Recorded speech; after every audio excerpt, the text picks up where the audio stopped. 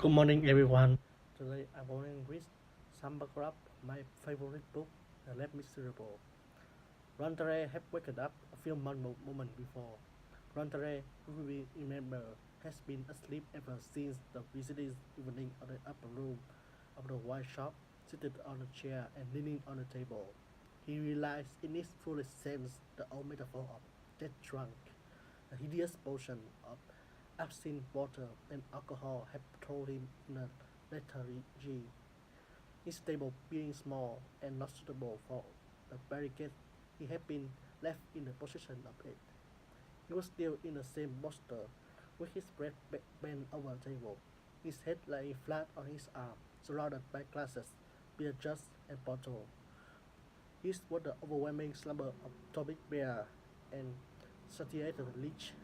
Nothing had had any effect upon it, neither the fusilade, nor the can of bones, nor the crepe shot which had made his way through the window into the room where he was, nor the tremendous uproar of the assault.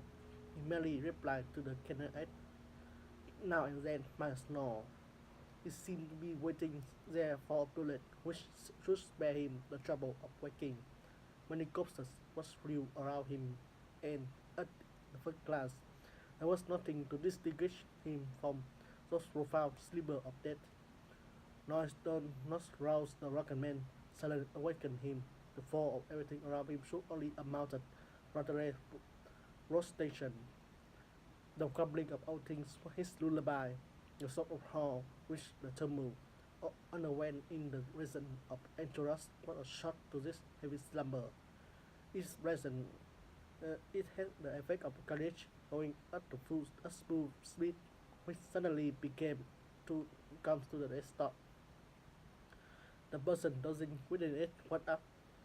Rantaray rose to his feet with a start, stretched out his arm, propped his eyes, stared, yawned, and understood.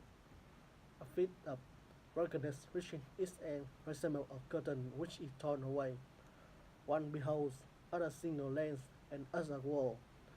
All it had concealed also suddenly presented itself to the memories, and a drunkard who had shown nothing of what had been taking place during the last 24 hours had no sooner opened his eyes than he is perfectly informed.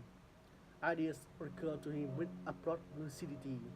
The, the alliteration of intoxication, a sort of stream which had obscured the brain, is dissipated and make way for the clear and sharply outlined importunity of realities.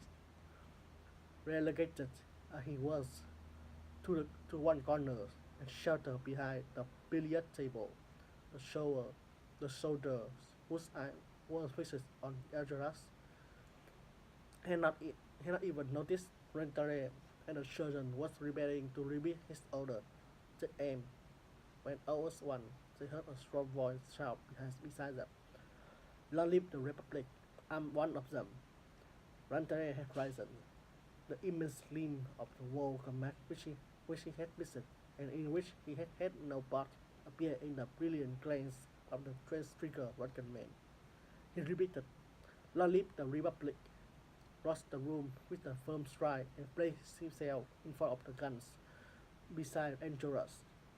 Finish both of us at one blow, said he, and turning gently to Angelus, he said to him, Do you permit it? Angelus raised his hand with a smile. This smile had not ended when the report resounded. Angelus, speechless by 8 bullets, remained leaning against the wall. Although the ball had nailed him there, only his head was bowed. Rather than fell at his feet, although struck by a thunderbolt.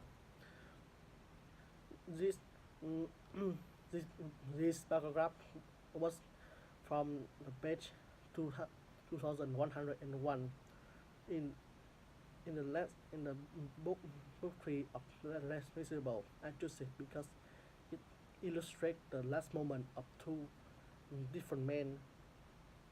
The, a brave a brave leader of the revolution and the drunken man who followed the former because he admired him.